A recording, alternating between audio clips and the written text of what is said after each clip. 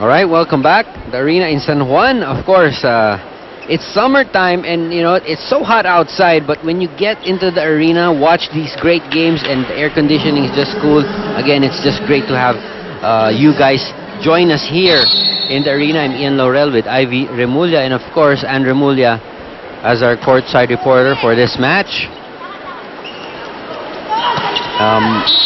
So far, St. Benil has really, you know, held their own against this tough Adamson squad. That's right, and they're now leading actually by 2 points. So they're really it's really showing that they're really targeting this win today. Right. Of course, gusto nilang mag-advance sa next round. Fajardo block, good coverage from Yumang. Drop shot. Nice block, 1-on-1, and it was Yumang getting that block against Pao Soriano. Ayun. Look at that block, and she had the right thing in mind, bring it to the end where no Adamson player was around. Free ball now, Fajardo. Yeah. Combination attack, Fajardo hitting that corner. Wow, this is a different Benil squad we're seeing right now. I have to agree. And in terms of attack percentages, you know, CSB, Adamson has a higher attack percentage, 32%. Only CSB has only 23. But it's amazing to see that CSB is still ahead in the scoring by 4 points. That's right. And itong CSB na to, I'm seeing more combination plays from CSB. Actually, I think the combination attack is what's working well for the Lady Blazers. Kasi kahit papano, napapagalaw nila at nalilinlang nila yung blockers ng Lady Falcons. We all know that Adamson is a strong blocking team. At pagka hindi mo pinagalaw yung blocker, obviously it gives them more advantage. That's right. Nakaabang lang yung mga yan, and they will most likely be ready for that block all the time. As Adamson is trying to make a run here, only down by 2 points. Excellent service. That's too low there for Loren. Now it's a free ball. And Angela Binting backpedaling, seeing the defense, and hits it off the block to get the point. It was actually sailed outside. Did it touch the blockers? Yes, it did. Yes, it did. Off the block. All right, Tagudin is brought in to replace Loren. And obviously, I think to reinforce blocking at the front line. Excellent serve. Yumang from the back. Quick attack. Pao Soriano. Wow, that's a textbook Pao Soriano. Look at that, how high she got up to get that hit. And just like that, we're tied at 18. Adamson, as we know, is not, you know, this is nothing new to them, this kind of pressure, you know. Yes. They really know how to close out a set and eventually a match. Angela Binting off the block once again. Nagtrabaho na. And now Coach Barina Rojas calling her first time out of the match. Let's listen. Hindi na kayo papayag doon. That's something. Nag-time out ako. Dahil naman tayo. So lumamang sila. First time out. Solve nyo na agad. Hindi kayo na, ano na lang, okay lang. So the more, kung pwede na lang, na-position nyo yung sarili nyo 1 to 18. So konti na lang ipupush mo. Huwag stagnant. May hindi nyo pa ipupush. The more ipupush.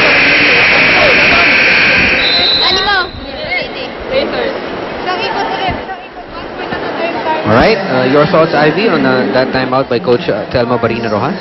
Well, very motivational, Coach Telma. Talagang sinabi lang niya sa team is push yourselves. You know, parang sayang nga naman yung 1 to 18 points na pinagpagura nila. You know, they've led they've been leading Yeah. in some part of the first set. Tapos ngayon, naunahan sila. It's just 1 point. So, sinasabi niya, i-push niyo lang yung sarili niya because I know Coach Selma, for her, this is a really very important match. And I think yun yung gusto niya iparating sa team.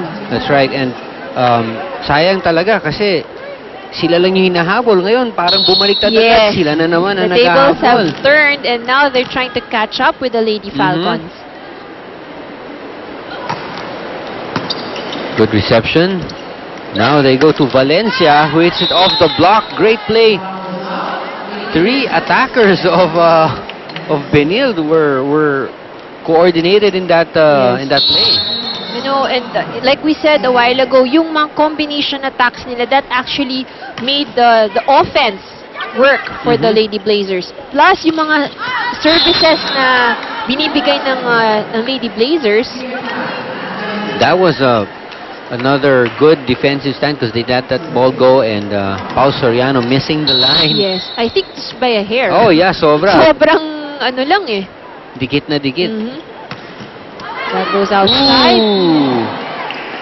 Not a good serve there from Fajardo. Of course, that's a crucial service.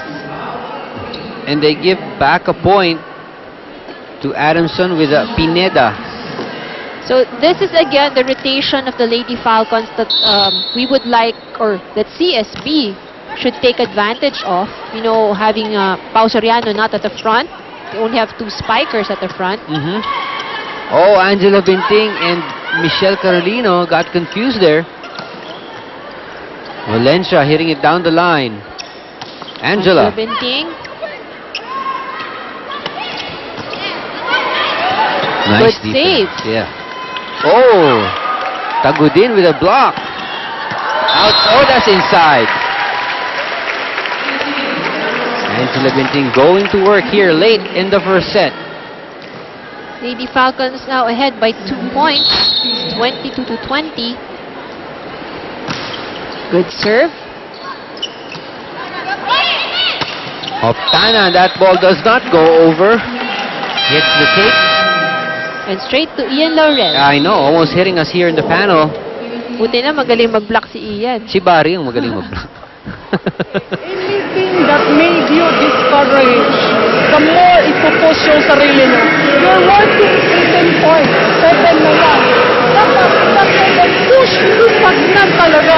So parang nag-ano lang kayo sa performance nyo, tapos nasitaw na yung sarili nyo. It's supposed to be, wala akong substitution. Walang substitution mangyayari. Pagkagulo kayo. Okay, go! Cross tayo dito sa ano. Ay na! Cross lang lagi. Cross lang sila. Pag doon ako.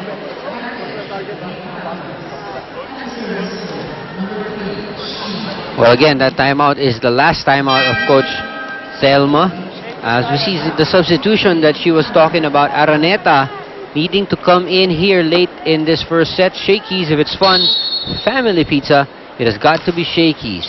Actually, Coach Thelma just has the same message to the team to push yourselves. Yeah. Kasi nangihinayang siya dun sa performance ng the Lady Blazers at the start of this set. Maganda yung nilalaro nila eh.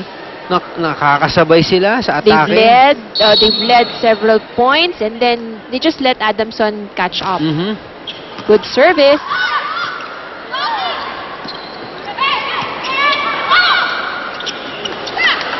Let's see if they save it, and they do. Good save. Free ball now for the Lady Falcons. They go to Kinlog off the... Oh! Wow! That was up against 2 6-footers, Tagudin and Araneta, but Kinlog, I don't know how she did it, but she found a way to get that ball across. Look at this. That was the free ball given by the Lady Blazers. These are shaky shake and play. And this is the setup for Kinlog.